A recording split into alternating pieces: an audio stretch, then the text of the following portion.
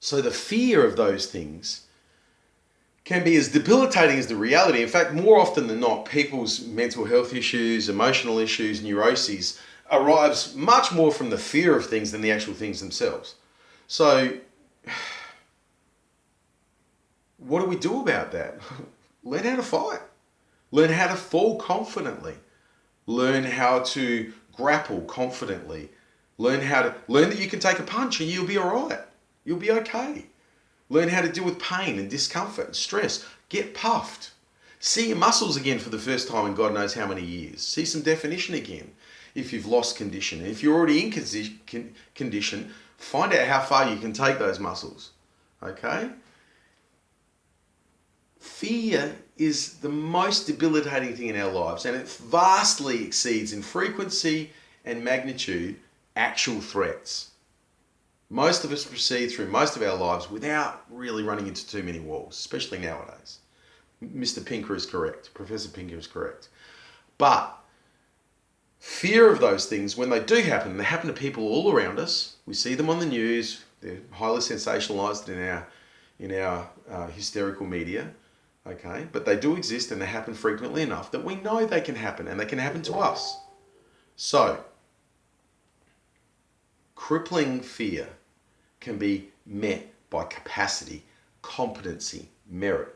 Building merit within yourself, building worth within yourself, building competency, building expertise is the perfect way to shut down that fear. And it opens up so many more interesting ways of getting fit, so many more interesting ways of building competency in other areas that are directly relevant to other sports and other activities that you might participate in your life. It can make you more attractive to the opposite sex, male or female. It can make you more compelling in your own profession. Okay? It can make you more willing to try new things, different things, to explore, to innovate.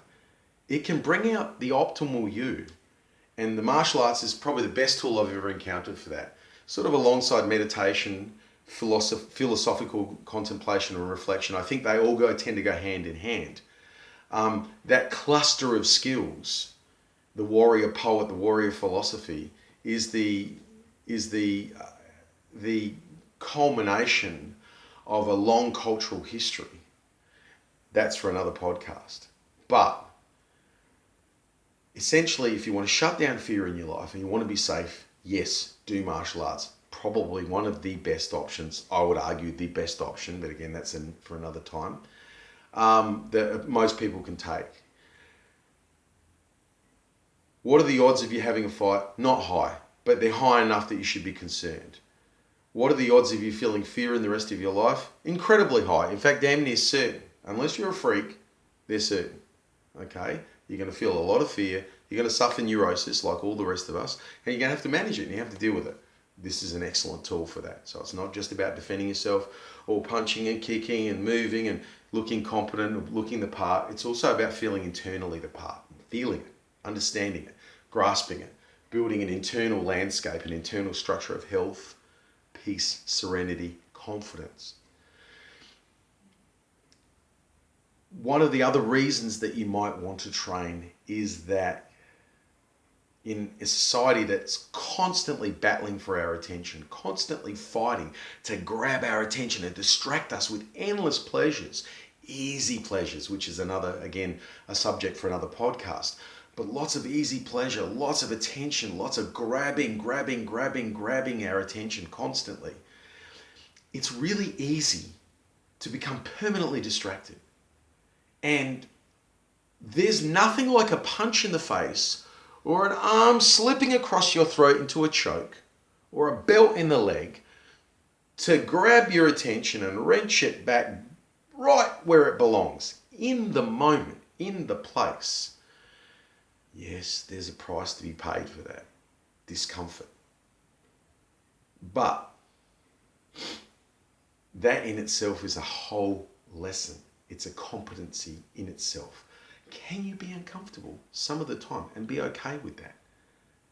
So that's another lesson. Not only will you learn to be mindful and cognizant of the present moment with all the health benefits that conveys, you'll learn to be okay with discomfort.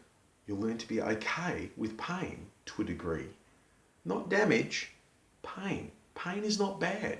Pain is just a signal that something has gone wrong to a degree.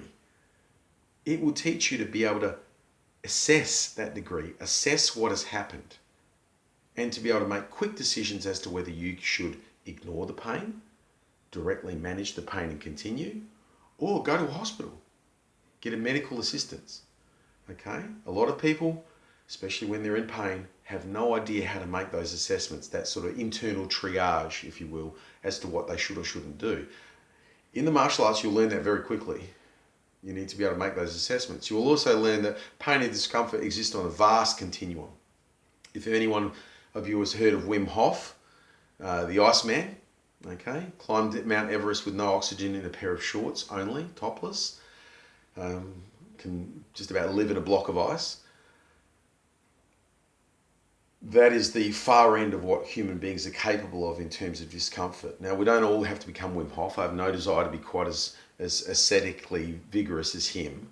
But it's nice to be tough. It's nice to be competent and have expertise in a certain degree of self-abnegation, a certain degree of going, I'm okay. And that builds confidence like nothing else. Nothing else is the ability to endure discomfort. And to endure discomfort in the martial arts is probably, I would argue, some of the most demanding, stringent forms of discomfort that exist anywhere in any field of endeavor.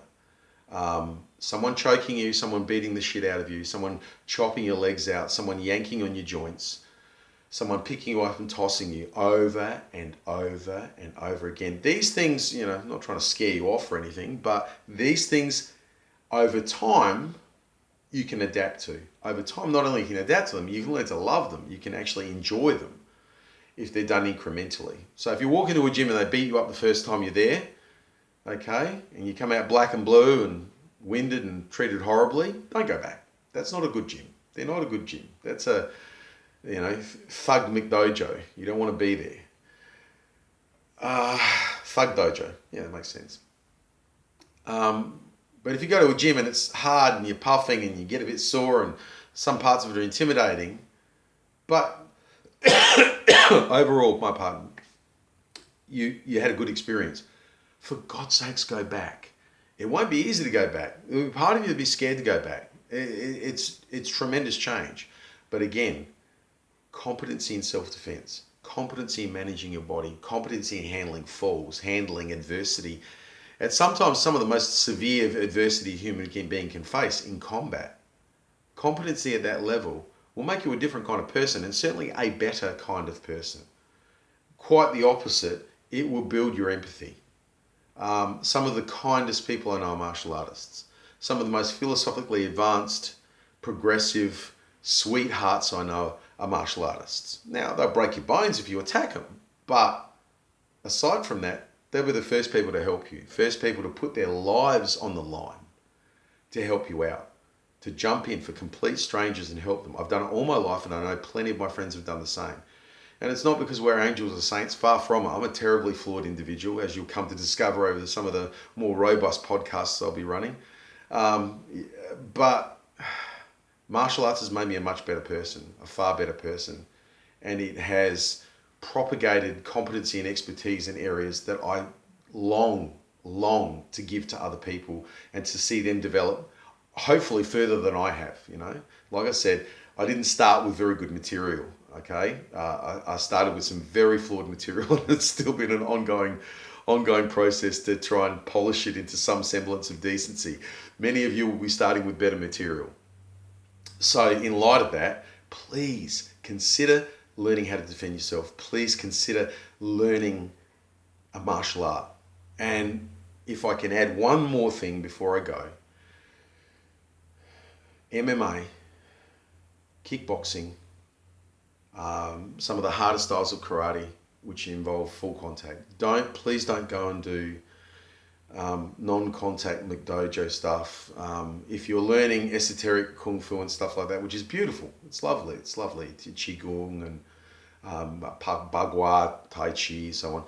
But please also learn something practical, and kickboxing, some of the harder forms of karate, Kyokushinkai, Thai boxing, MMA, boxing, wrestling. These judo, these are BJJ. These are legitimate sports that have strong self-defense applications. And if you can learn a couple of them at least, there are plenty of places that teach multiple styles. My school, toe-to-toe martial arts, teaches kickboxing, Muay Thai, MMA, and we'll soon be teaching judo as well. I have a wrestling as well as kickboxing background. I've wrestled a lot, so you'll find that most schools have some competency at some level in practical street defence, but there are many schools that don't. And many of the classical schools, in particular Taekwondo, some of the more traditional karate schools, they offer very little benefit. And as a person who came from a Taekwondo and karate background, classical background, did a lot of Kung Fu as well, it took me a while to migrate across to the more pragmatic stuff. And I've taken a lot of my karate and my Kung Fu and my classical mess with me, and it applies. You can apply it quite well. But perhaps try to start with a more pragmatic modern martial art rather than some of the old esoteric stuff, which is enormously difficult to apply in any kind of realistic way. And if you're trying to build expertise and confidence, probably best to go with the stuff that works the best in a practical sense. All right, thanks very much, and I'll be back soon with another episode of Does It Matter? Ciao.